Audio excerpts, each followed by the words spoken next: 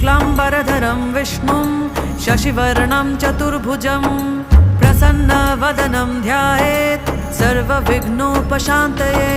व्यासं वसिष्ठनप्तारं शक्तिः पौत्रमकल्मषं पराशरात्मजं वन्दे शुकतातं तपोनिधिं। व्यासाय विष्णुरूपाय व्यासरूपाय विष्णवे नमो वै ब्रह्मनिधये वासिष्ठाय नमो नमः।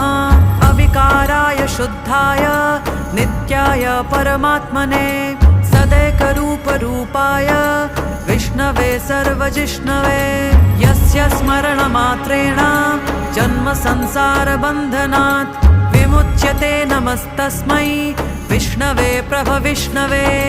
ॐ नमो विष्णवे प्रभविष्णवे। श्रीवैशम्पायन उवाच श्रुत्वा